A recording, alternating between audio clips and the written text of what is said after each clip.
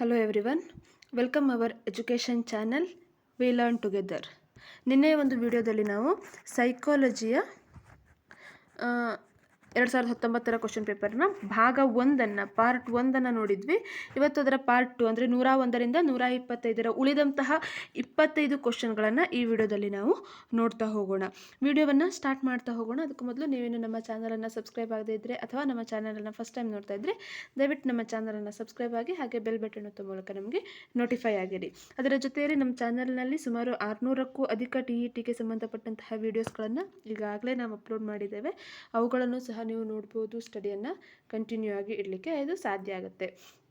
ಕೇವಲ TETಗೆ ಅಂತಲ್ಲ, ನೆಕ್ಸ್ಟ್ ಬರುವಂತಹ ಅಪ್ಕಮಿಂಗ್ ಏನು ಅಪಾಯಿಂಟ್ಮೆಂಟ್ ಎಕ್ಸಾಮ್ಗಳು, ನೇಮಕಾತಿ ಪರೀಕ್ಷೆಗಳಿದ್ದಾವೆ, ಅವುಗಳಿಗೂ ಸಹ ಈ ಒಂದು ಸೈಕಾಲಜಿ ಆಗಿರ್ಬೋದು, ಕನ್ನಡ ಆಗಿರ್ಬೋದು, ಸಬ್ಜೆಕ್ಟ್ನ ಸಮಾಜ ವಿಜ್ಞಾನ ವಿಷಯದ ವೀಡಿಯೋಸ್ಗಳು ಬಹಳಷ್ಟು ನಿಮಗೆ ಹೆಲ್ಪ್ಫುಲ್ ಆಗುತ್ತೆ. ಸೊ ಈಗ ಫಸ್ಟ್ನೇ ಕ್ವಶನ್ ಅಂದರೆ 101ನೇ ಪ್ರಶ್ನೆ. ಈ ಕೆಳಗಿನವುಗಳಲ್ಲಿ ಯಾವುದು ಚಿಂತನಾ ಪ್ರಕ್ರಿಯೆಯ ಮನೋವೈಜ್ಞಾನಿಕ ಅಂಶ ಅಲ್ಲ ಅನ್ನುವಂಥ ಪ್ರಶ್ನೆಯನ್ನು ಕೇಳಿದ್ದಾರೆ. ಕೆಳಗಿನವುಗಳಲ್ಲಿ ಯಾವುದು ಚಿಂತನಾ ಪ್ರಕ್ರಿಯೆಯ ಮನೋವೈಜ್ಞಾನಿಕ ಅಂಶ ಅಲ್ಲ? ಆಪ್ಷನ್ 1 ವೈಯಕ್ತಿಕ ಅನುಭವಗಳ ಬಿಂಬಗಳು ಇತ್ಯಾದಿ, ವಸ್ತು ಘಟನೆ ಪರಿಕಲ್ಪನೆಗಳು ಇತ್ಯಾದಿ, ವಿವಿಧ ಸ್ನಾಯು ಕಾರ್ಯಗಳು, ಭಾಷಾ ಸಾಮರ್ಥ್ಯಗಳು. ಪ್ರಶ್ನೆಯನ್ನು ಏನು ಕೇಳಿದ್ದಾರೆ? ಯಾವುದು ಚಿಂತನಾ ಪ್ರಕ್ರಿಯೆಯ ಮನೋವೈಜ್ಞಾನಿಕ ಅಂಶ ಅಲ್ಲ? ಚಿಂತನಾ ಪ್ರಕ್ರಿಯೆ ಅಂತ ಬಂದಾಗ ನಾವಲ್ಲಿ ಬೌದ್ಧಿಕ ಅಥವಾ ಬುದ್ಧಿಶಕ್ತಿಯನ್ನು ಹೆಚ್ಚಾಗಿ ಉಪಯೋಗವನ್ನು ಮಾಡುವಂಥದ್ದು, ಬುದ್ಧಿಶಕ್ತಿಯ ಉಪಯೋಗ ಅದರಲ್ಲಿ ಹೆಚ್ಚಾಗುತ್ತೆ. ಈ ಕೆಳಗೆ ಕೊಟ್ಟಿರುವಂತಹ 4 ಆಪ್ಷನ್ಗಳಲ್ಲಿ ಯಾವುದು ಆ ರೀತಿಯದ್ದಂತ ಅಲ್ಲ ಅನ್ನುವಂಥದ್ದು. ವೈಯಕ್ತಿಕ ಅನುಭವ ಮತ್ತು ಬಿಂಬಗಳು, ಬಿಂಬ ಅಂದರೆ ಪರಿಕಲ್ಪನೆಗಳು, ಇವೆಲ್ಲವೂ ಚಿಂತನಾ ಪ್ರಕ್ರಿಯೆಯನ್ನು ಒಳಗೊಳ್ಳುತ್ತೆ. ವಸ್ತು ಘಟನೆ ಪರಿಕಲ್ಪನೆಗಳು ಇತ್ಯಾದಿಗಳು ಇವೂ ಸಹ ಏನಾಗುತ್ತೆ, ನಮ್ಮ ಚಿಂತನೆಯನ್ನು ಬೆಳೆಸುವಂಥದ್ದು. ಭಾಷಾ ಸಾಮರ್ಥ್ಯಗಳು ಸಹ ಚಿಂತನೆಯನ್ನು ಬೆಳೆಸುತ್ತೆ. ಆದರೆ ವಿವಿಧ ಸ್ನಾಯು ಕಾರ್ಯಗಳು ಅನ್ನುವಂಥದ್ದೇನಿದೆ ಆಪ್ಷನ್ 3, ಇವು ಚಿಂತನಾ ಪ್ರಕ್ರಿಯೆಯ ಒಂದು ಮನೋವೈಜ್ಞಾನಿಕವಾದಂಥ ಅಂಶ ಅಲ್ಲ. ಸ್ನಾಯು ಕಾರ್ಯಗಳು ಅನ್ನುವಂಥದ್ದು ದೈಹಿಕ ಕಾರ್ಯಗಳ ಗುಂಪಿಗೆ ಸೇರಿಕೊಳ್ಳುತ್ತೆ. ನೆಕ್ಸ್ಟ್ 102ನೇ ಪ್ರಶ್ನೆ. ವಿದ್ಯಾರ್ಥಿಗಳಿಗೆ ಶೈಕ್ಷಣಿಕ ಮತ್ತು ವೃತ್ತಿ ಮಾರ್ಗದರ್ಶನ ನೀಡುವಾಗ ಶಿಕ್ಷಕರು ಈ ಕೆಳಗಿನ ಒಂದು ಪರಿಕಲ್ಪನೆಯನ್ನು ಅವರ ಮೇಲೆ ನಿರ್ವಹಿಸಿ ಫಲಿತಾಂಶವನ್ನು ಪರಿಗಣಿಸಬೇಕು.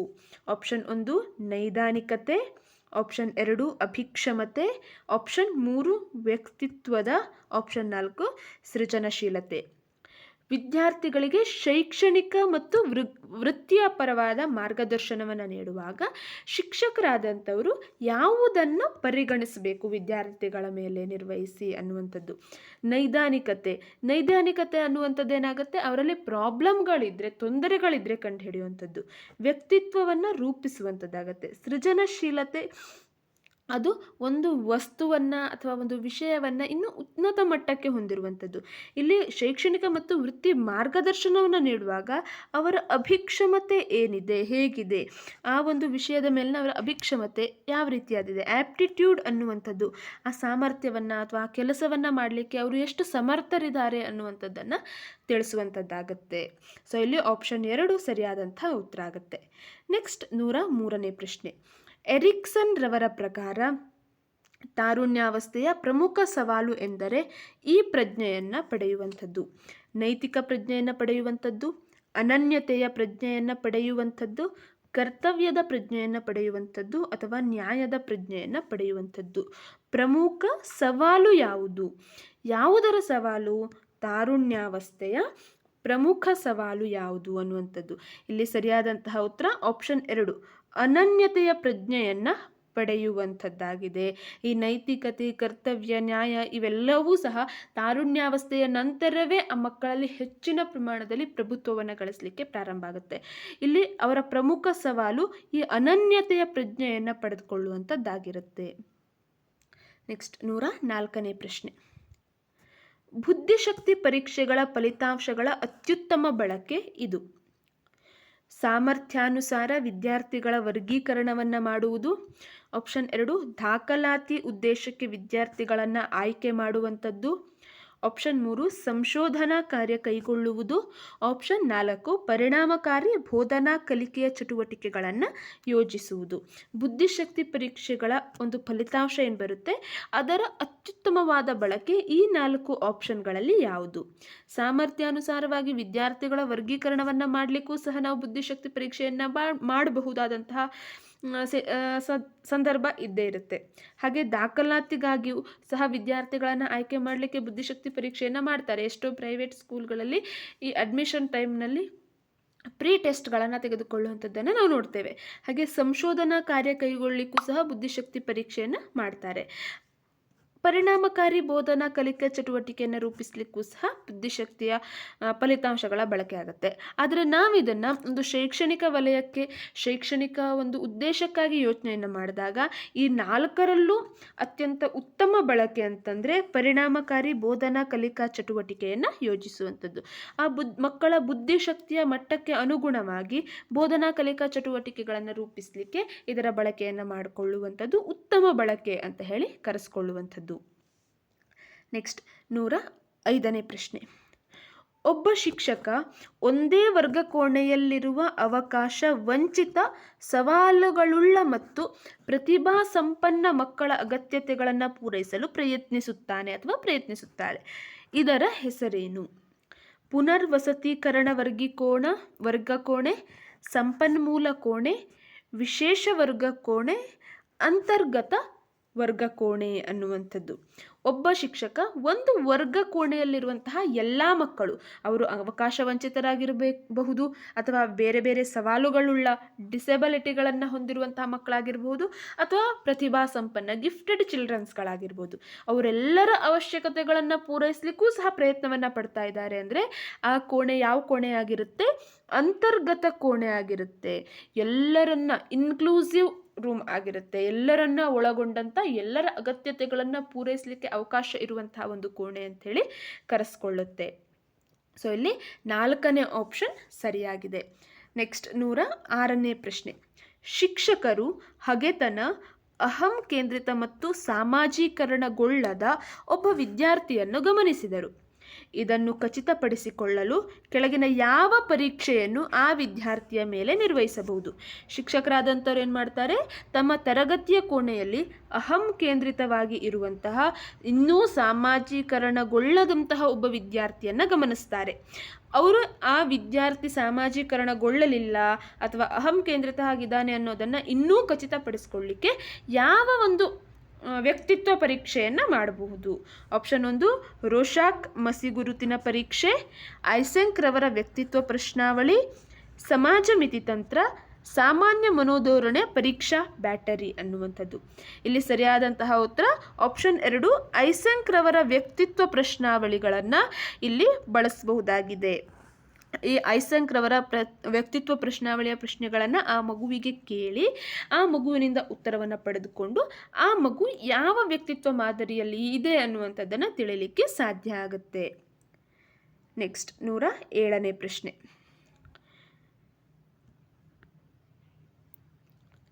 ವೈದ್ಯ ದಂಪತಿಗಳ ಏಕೈಕ ಪುತ್ರಿ ರೋಹಿಣಿ ಗಾಯಕಿಯಾಗಲು ಬಯಸುತ್ತಾಳೆ. ಆದರೆ ಆಕೆಯ ತಂದೆ ತಾಯಿಗಳು ಅವಳ ವೃತ್ತಿ ಆಯ್ಕೆಯನ್ನು ಪ್ರಬಲವಾಗಿ ವಿರೋಧಿಸಿದರು. ಇದು ಸೂಚಿಸುವುದು ತಂದೆ ತಾಯಿಗಳ ಆಸಕ್ತಿ, ಮನೋಧೋರಣೆ, ಕಾಳಜಿ, ಅಭಿಕ್ಷಮತೆ ಅನ್ನುವಂಥದ್ದು ಇಲ್ಲಿ ಕೊಟ್ಟಿರುವಂಥದ್ದು ಯಾವುದಾಗಿದೆ? ವೈದ್ಯ ದಂಪತಿಗಳ ಏಕೈಕ ಪುತ್ರಿ ಗಾಯಕಿ ಆಗಬೇಕು ಅಂತ ಬಯಸ್ತಾಳೆ. ಆದರೆ ಅವರ ತಂದೆ ತಾಯಿಗಳಿಗೆ ಅವರು ವೈದ್ಯರಾಗಿರೋದ್ರಿಂದ ತನ್ನ ಮಗಳೂ ಸಹ ವೈದ್ಯೆಯಾಗಲಿ ಅನ್ನುವಂತಹ ಯೋಚನೆಯಲ್ಲಿ ಇದ್ದಾರೆ. ಇದು ತಂದೆ ತಾಯಿಗಳ ಏನನ್ನ ಗುರುತಿಸುತ್ತೆ? ತಂದೆ ತಾಯಿಗಳ ಅವರ ಮನೋಧೋರಣೆಯನ್ನು ಗುರುತಿಸುತ್ತೆ. ಅವರು ತಮ್ಮ ಮಕ್ಕಳು ಏನಾಗಬೇಕು ಅನ್ನುವಂಥದ್ದನ್ನು ಈಗಲೇ ಜಡ್ಜ್ ಮಾಡ್ತಾ ಇದ್ದಾರೆ ಅನ್ನುವಂಥದ್ದು ಇಲ್ಲಿ ನಮಗೆ ತಿಳಿಯುತ್ತೆ. ನೆಕ್ಸ್ಟ್ 108ನೇ ಪ್ರಶ್ನೆ. ಶಾಲೆಯ ನಿಯಮಗಳನ್ನು ವಿರೋಧಿಸುವ, ಕಳ್ಳತನ ಮತ್ತು ಮೋಸಗಳಲ್ಲಿ ತೊಡಗಿರುವ ಮಕ್ಕಳನ್ನು ಹೀಗೆಂದು ಕರೆಯುವರು: ಸಮಸ್ಯಾ ಮಕ್ಕಳು, ಹಿಂದುಳಿದ ಮಕ್ಕಳು, ಬಾಲಾಪರಾಧಿಗಳು, ಮಾನಸಿಕವಾಗಿ ಸವಾಲು ಒಡ್ಡುವ ಮಕ್ಕಳು ಅನ್ನುವಂಥದ್ದು. ಶಾಲೆಯ ನಿಯಮಗಳನ್ನು ವಿರೋಧಿಸುವುದರ ಜೊತೆಗೆ ಕಳ್ಳತನ ಮತ್ತು ಮೋಸಗಳಲ್ಲಿ ತೊಡಕೊಂಡಿದ್ದಾರೆ ಆ ಮಕ್ಕಳು. ಆ ಮಕ್ಕಳನ್ನು ಯಾವ ಮಕ್ಕಳು ಅಂತ ಕರೀತಾರೆ? ನಿಯಮಗಳನ್ನು ವಿರೋಧಿಸ್ತಾ ಇದ್ದಾರೆ, ಮಾಡ್ತಾ ಇಲ್ಲ, ಅದಕ್ಕೆ ವಿರುದ್ಧವಾಗಿ ಮಾಡ್ತಾ ಇದ್ದಾರೆ ಅಂತಾದಾಗ ಅವ್ರೇನಾಗುತ್ತೆ? ಬಾಲ ಅಪರಾಧಿಗಳಾಗಿರ್ತಾರೆ. ಯಾವ ಮಕ್ಕಳು ಇನ್ನು 18 ವರ್ಷದ ಒಳಗೆ ಯಾವುದೇ ಒಂದು ರೀತಿಯಾದಂತಹ ಅಪರಾಧಿ ಕೃತ್ಯಗಳಲ್ಲಿ ತೊಡಗಿರ್ತಾರೋ ಅವರನ್ನು ಬಾಲ ಅಪರಾಧಿಗಳು ಅಂತ ಕರೀತಾರೆ. ಇಲ್ಲಿ ಶಾಲೆ ನಿಯಮಗಳನ್ನು ವಿರೋಧಿಸುವಂಥದ್ದಾಗಿರಬಹುದು ಅಥವಾ ಕಳ್ಳತನ ಮೋಸಗಳನ್ನು ಮಾಡುವಂಥದ್ದು ಬಾಲ ಅಪರಾಧಿ ಮಕ್ಕಳ ಒಂದು ಲಕ್ಷಣ ಆಗಿರುತ್ತೆ. ನೆಕ್ಸ್ಟ್ 109ನೇ ಪ್ರಶ್ನೆ. ಸಮಗ್ರ ಮೌಲ್ಯಮಾಪನ ಕಾರ್ಯಕ್ರಮವು ಈ ಕೆಳಗಿನ ಒಂದು ಗುಣಲಕ್ಷಣವನ್ನು ಸೂಚಿಸುತ್ತದೆ. ಆಪ್ಷನ್ 1, ವಿವಿಧ ವಿಷಯಗಳ ಕಲಿಕೆ, ಕಲಿಕಾರ್ಥಿಯ ಒಟ್ಟು ವ್ಯಕ್ತಿತ್ವದ ಮಾಪನ ಮಾಡುವುದು, ತರಗತಿ ಕೋಣೆಯ ಚಟುವಟಿಕೆಗಳ ಮೌಲ್ಯಮಾಪನ, ಕಲಿಕಾರ್ಥಿಗೆ ಪರಿಣಾಮಕಾರಿ ಹಿಮ್ಮಾಹಿತಿಯನ್ನು ನೀಡುವಂಥದ್ದು ಅನ್ನುವಂಥದ್ದು. ಸಮಗ್ರ ಮೌಲ್ಯಮಾಪನ ನಾವೀಗ ಬಂದಿರುವಂಥ CCEಯ ಬಗ್ಗೆ ಮಾತನಾಡ್ತಾ ಇರುವಂಥದ್ದು. Continuous and comprehensive evaluation. Continuous ಅಂದರೆ ನಿರಂತರ ಅನ್ನುವಂಥ ಅರ್ಥವನ್ನು ಕೊಡುತ್ತೆ. ಕಾಂಪ್ರಿಹೆನ್ಸಿವ್ ಅಂದರೆ ಸಮಗ್ರ ಇವ್ಯಾಲ್ಯೂಯೇಷನ್, ನಿರಂತರ ಮತ್ತು ಸಮಗ್ರ ಮೌಲ್ಯಮಾಪನ ಅನ್ನುವಂಥದ್ದು. ಯಾವ ಒಂದು ಗುಣಲಕ್ಷಣ ಸೂಚಿಸುತ್ತೆ? ವಿವಿಧ ವಿಷಯಗಳ ಕಲಿಕೆ. ಕೇವಲ ವಿಷಯಗಳನ್ನು ಮಾತ್ರ ಕಲಿಯೋದಿಲ್ಲ, ವಿಷಯೇತರ ಇತರ ಸಹಪಠ್ಯ, ಪಠ್ಯೇತರ ಸಹಪಠ್ಯ ಎಲ್ಲವನ್ನೂ ಇಲ್ಲಿ ಮಗು ಕಲಿಯುತ್ತೆ. ಹಾಗೆ ತರಗತಿ ಕೋಣೆ ಒಳಗಿನ ಚಟುವಟಿಕೆಗಳು ಮಾತ್ರ ಅಲ್ಲ, ತರಗತಿ ಕೋಣೆಯ ಹೊರಗೂ ಸಹ ಮಗು ಎಷ್ಟೊಂದು ವಿಷಯಗಳನ್ನು ಕಲಿಯುತ್ತೆ. ಆಟದ ಮೈದಾನದಲ್ಲಿ ವಿಷಯಗಳನ್ನು ಕಲಿಯುತ್ತೆ, ಹಾಗೆ ಪರಿಸರದಲ್ಲಿ ವಿಷಯಗಳನ್ನು ಕಲಿಯುತ್ತೆ. ಕಲಿಕಾರ್ಥಿಯ ಪರಿಣಾಮಕಾರಿ ಹಿಮ್ಮಾಹಿತಿಯನ್ನು ನೀಡುವಂಥ ಕಾರಣಕ್ಕಾಗಿ ಮಾತ್ರ ನಾವು ಮೌಲ್ಯಮಾಪನವನ್ನು ಮಾಡೋದಿಲ್ಲ.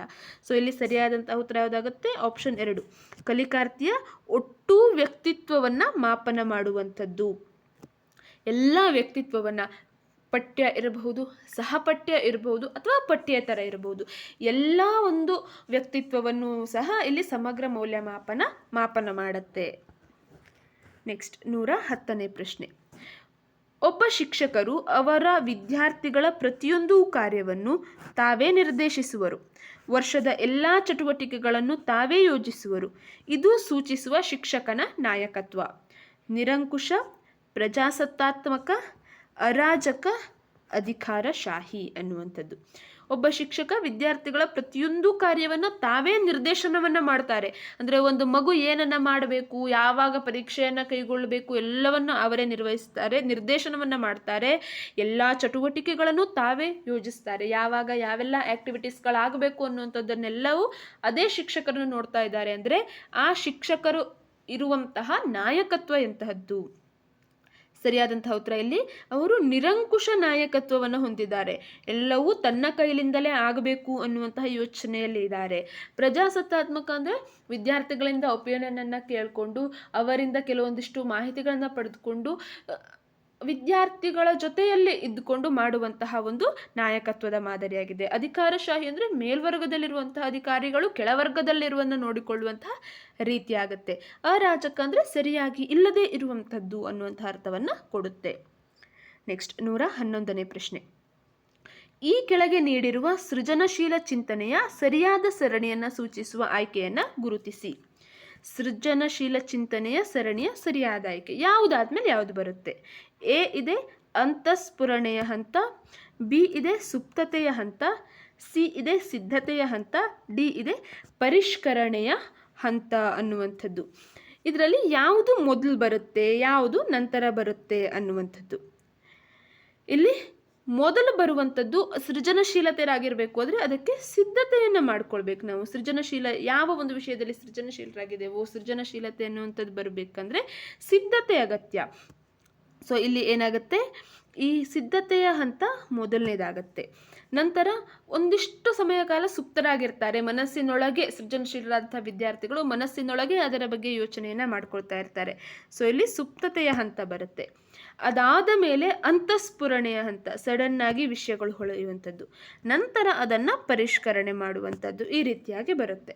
ಸೊ ಇದು ಇರುವಂಥದ್ದು ಆಪ್ಷನ್ 4ರಲ್ಲಿ ಇದೆ, CBAD ಅನ್ನುವಂಥದ್ದು. ಇದು ಸರಿಯಾದಂಥ ಉತ್ತರ ಆಗಿದೆ. ನೆಕ್ಸ್ಟ್ 12ನೇ ಪ್ರಶ್ನೆ. ಬಾಲ್ಯಾವಸ್ಥೆ ಕಾಲದಲ್ಲಿ ಸಾಮಾಜಿಕ ವಿಕಾಸಕ್ಕೆ ಸಂಬಂಧಿಸಿದ ಈ ಕೆಳಗಿನ ಹೇಳಿಕೆಗಳಲ್ಲಿ ಸರಿಯಾದುದು ಅಂದರೆ ಬಾಲ್ಯ ಅವಸ್ಥೆಯ ಸಾಮಾಜಿಕ ವಿಕಾಸಕ್ಕೆ ಸಂಬಂಧಿಸಿದಂತೆ ಕೆಳಗಿನ ಯಾವ ಹೇಳಿಕೆ ಸರಿಯಾಗಿದೆ? ಹೆಚ್ಚು ಸಾಮಾಜಿಕ ಸಂಬಂಧಗಳನ್ನು ಮತ್ತು ಸಂಪರ್ಕಗಳನ್ನು ಬೆಳೆಸಿಕೊಳ್ಳುವರು, ಅನ್ಯಲಿಂಗದತ್ತ ಆಕರ್ಷಣೆ ಹೊಂದುವುದು, ಸಮವಯಸ್ಕ ಗುಂಪಿನ ಸಕ್ರಿಯ ಸದಸ್ಯರಾಗುವುದು, ತಂದೆ ತಾಯಿಗಳ ಅಭಿಪ್ರಾಯವನ್ನು ವಿರೋಧಿಸುವಂಥದ್ದು. ಸರಿಯಾದಂತಹ ಉತ್ತರ ಯಾವುದು ಅನ್ನುವಂಥದ್ದು. ಹೆಚ್ಚು ಸಾಮಾಜಿಕ ಸಂಪರ್ಕಗಳನ್ನು ಈ ಒಂದು ಅವಧಿಯಲ್ಲಿ ಅವರು ಬೆಳೆಸ್ಕೊಳ್ಳೋದಿಲ್ಲ. ಹಾಗೆ ಅನ್ಯಲಿಂಗದತ್ತ ಆಕರ್ಷಣೆ ಅನ್ನುವಂಥದ್ದು ಬಾಲ್ಯಾವಸ್ಥೆಯಲ್ಲಿ ಇರೋದಿಲ್ಲ, ತಾರುಣ್ಯಾವಸ್ಥೆಗೆ ಬಂದಾಗ ಬರುವಂಥದ್ದು. ಹಾಗೆ ತಂದೆ ತಾಯಿಗಳ ಅಭಿಪ್ರಾಯವನ್ನು ವಿರೋಧಿಸುವುದು ಸಹ ಅವರ ತಾರುಣ್ಯಾವಸ್ಥೆಯಲ್ಲಿ ಹೆಚ್ಚಾಗಿ ಕಂಡುಬರುತ್ತೆ.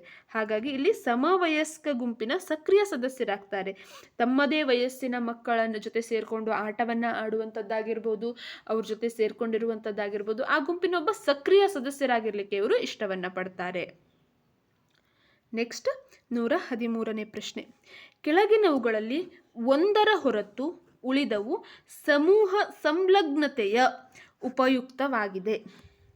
ಅದು ಏಕೆಂದರೆ ಅದು ಸಮೂಹದ ದಕ್ಷತೆಗೆ ಕೊಡುಗೆಯನ್ನು ನೀಡುತ್ತದೆ, ಸಮೂಹದ ಸದಸ್ಯರಿಗೆ ಸದಸ್ಯತ್ವದ ಪ್ರಾಮುಖ್ಯತೆಯನ್ನು ಹೆಚ್ಚಿಸುತ್ತದೆ, ಸದಸ್ಯರುಗಳಲ್ಲಿ ಅಹಂ ಘರ್ಷಣೆಯನ್ನು ಉಂಟು ಮಾಡುತ್ತದೆ, ಸಮೂಹದ ಯಶಸ್ಸಿನ ಅವಕಾಶ ಮತ್ತು ಸಾಧ್ಯತೆಗಳನ್ನು ಉತ್ತೇಜಿಸುತ್ತದೆ. ಯಾವುದು ಒಂದು ಸಮೂಹ ಸಂಲಗ್ನತೆಗೆ ಉಪಯುಕ್ತ ಆಗಿದೆ ಅನ್ನುವಂಥದ್ದನ್ನು ಇಲ್ಲಿ ಕೇಳಿದ್ದಾರೆ. ಸರಿಯಾದಂತಹ ಉತ್ತರ, ಯಾಕಂದರೆ ಅದು ಒಂದನ್ನು ಹೊರತುಪಡಿಸಿ ಉಳಿದವು ಸಮೂಹ ಸಂಲಗ್ನತೆಗೆ ಉಪಯುಕ್ತ ಆಗಿದೆ. ಯಾವುದೊಂದು ಹೊರತಾಗಿದೆ ಅನ್ನುವಂಥದ್ದು. ಇದಕ್ಕೆ ಸರಿಯಾದ ಉತ್ತರ ಸದಸ್ಯರಲ್ಲಿ ಅಹಂ ಘರ್ಷಣೆಯನ್ನು ಉಂಟು ಮಾಡುತ್ತದೆ. ಈ ಗ್ರೂಪ್ ಕೊಹೆನ್ಸಿವ್ನೆಸ್ ಅನ್ನುವಂಥದ್ದಕ್ಕೆ ವಿರೋಧ ಆಗಿ ಇರುವಂಥದ್ದು.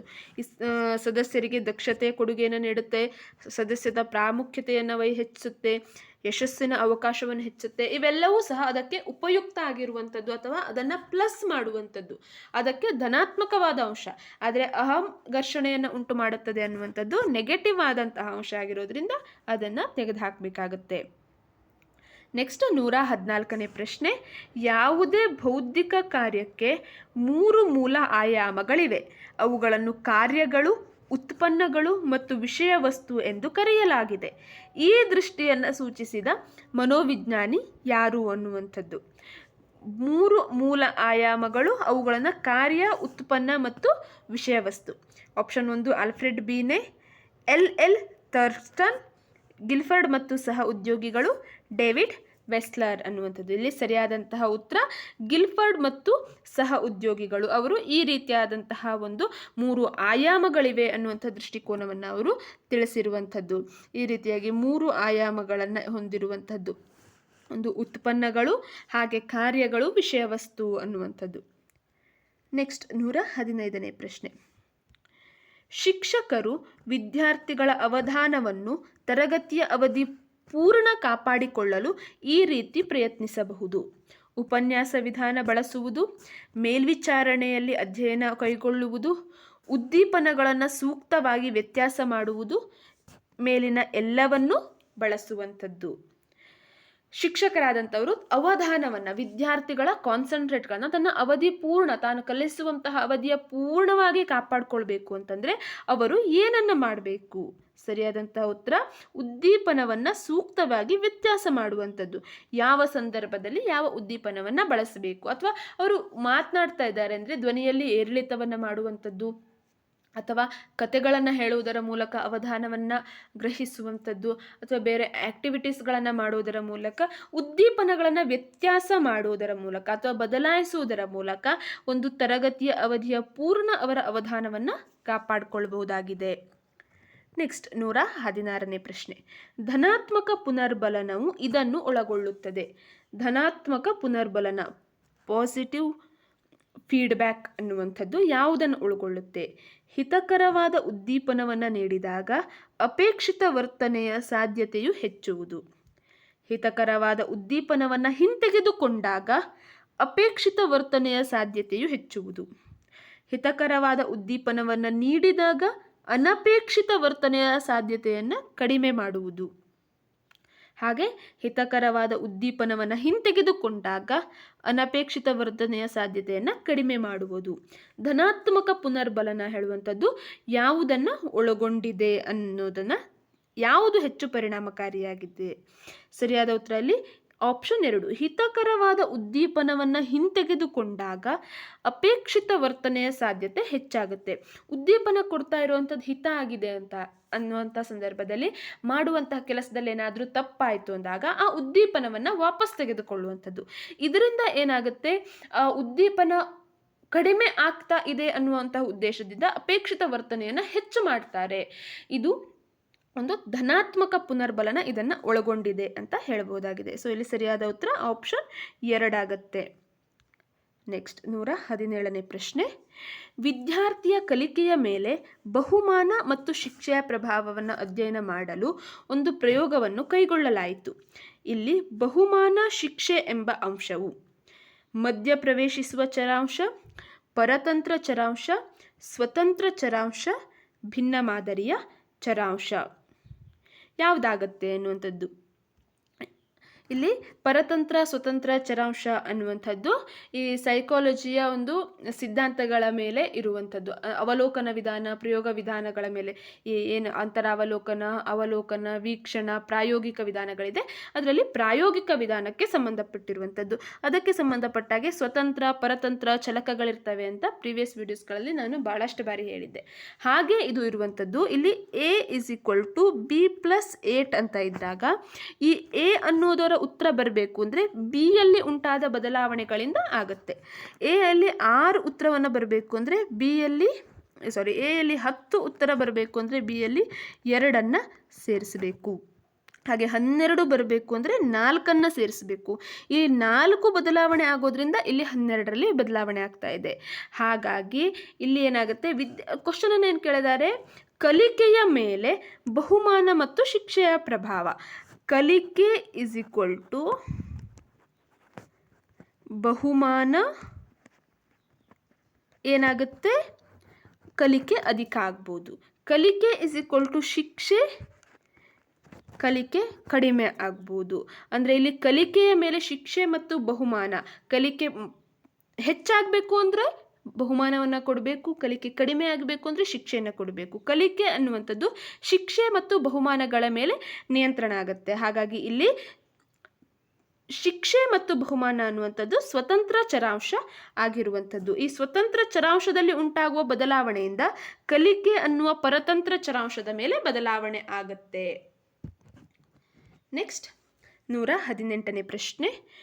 ಈ ಕೆಳಗಿನವುಗಳಲ್ಲಿ ಒಂದನ್ನು ಹೊರತುಪಡಿಸಿ ಉಳಿದ ಪ್ರಾಯೋಗಿಕ ಕ್ರಮಗಳನ್ನು ವ್ಯಕ್ತೀಕರಿಸಿದ ಬೋಧನೆಗೆ ಅಳವಡಿಸಿಕೊಳ್ಳಬಹುದು. ಯಾವ ಒಂದನ್ನು ಹೊರತುಪಡಿಸಿ ಉಳಿದದನ್ನ ವ್ಯಕ್ತೀಕರಿಸಿದಂತಹ ಬೋಧನೆಗೆ ಅಳವಡಿಸಿಕೊಳ್ಳಬಹುದು ಅನ್ನುವಂಥದ್ದು ಪ್ರಶ್ನೆ.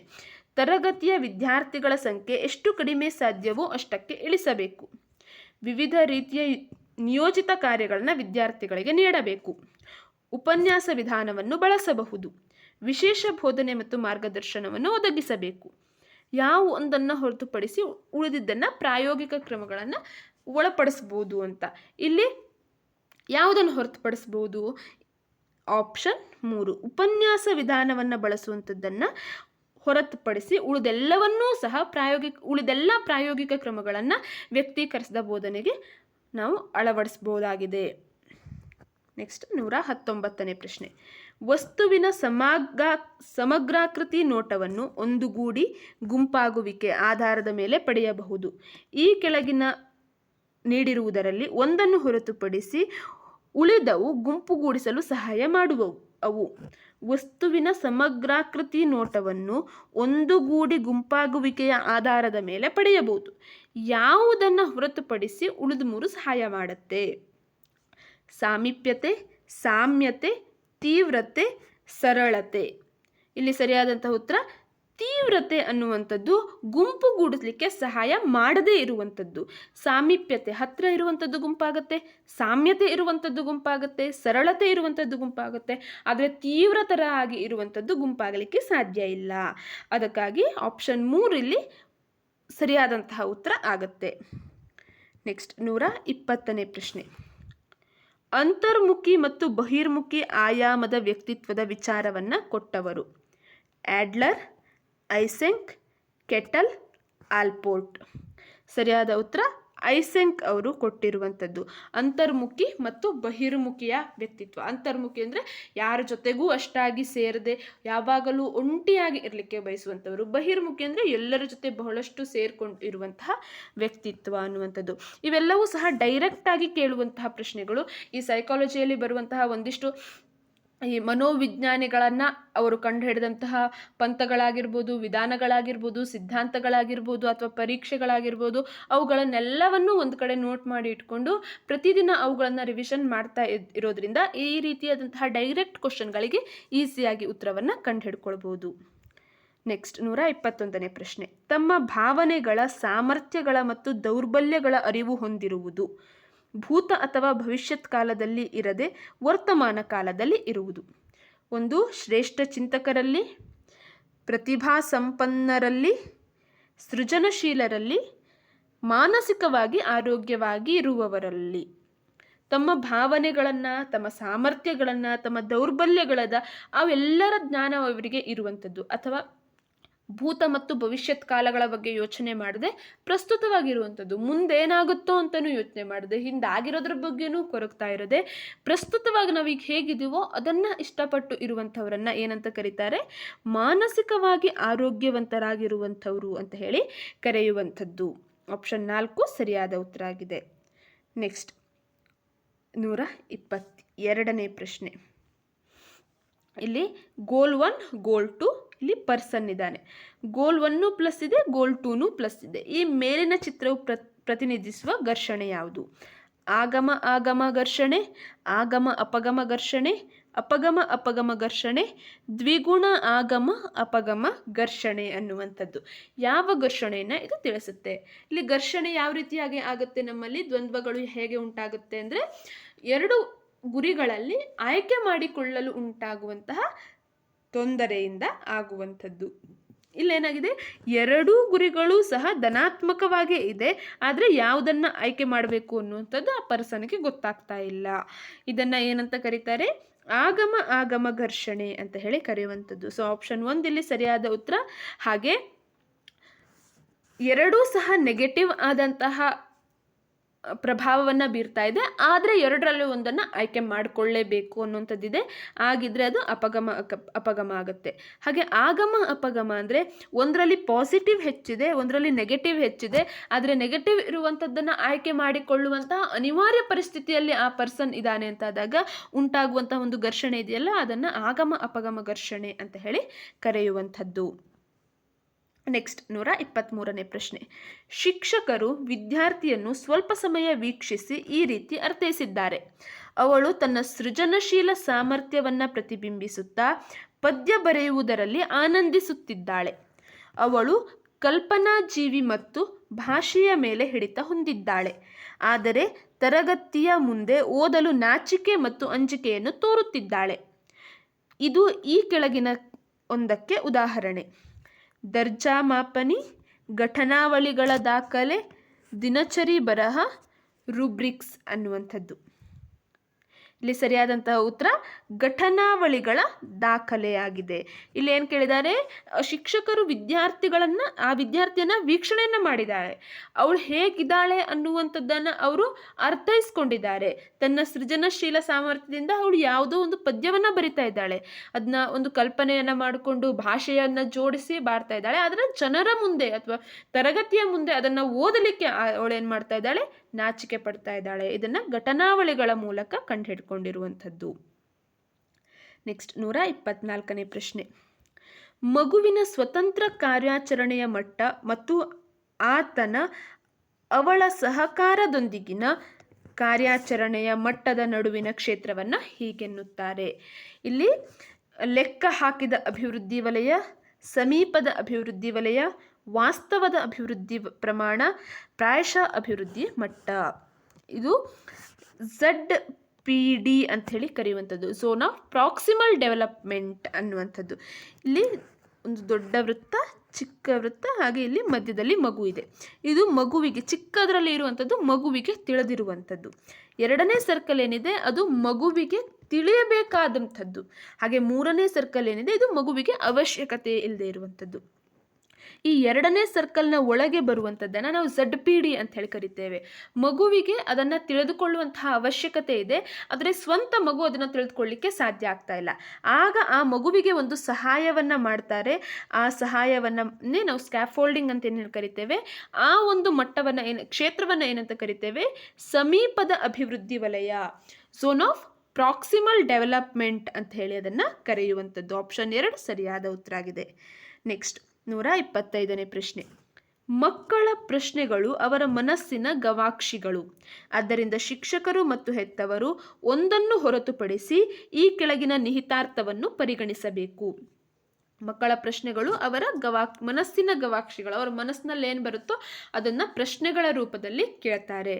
ನಾವು ಶಿಕ್ಷಕರಾದಂಥವರು ಅಥವಾ ಪೇರೆಂಟ್ಸ್ಗಳಾದಂಥವರು ಈ ಕೆಳಗೆ ಕೊಟ್ಟ ಆಪ್ಷನ್ಗಳಲ್ಲಿ ಒಂದನ್ನು ಹೊರತುಪಡಿಸಿ ಉಳಿದವುಗಳನ್ನು ಪರಿಗಣಿಸಬೇಕು. ಯಾವುದನ್ನು ಹೊರತುಪಡಿಸಬೇಕು?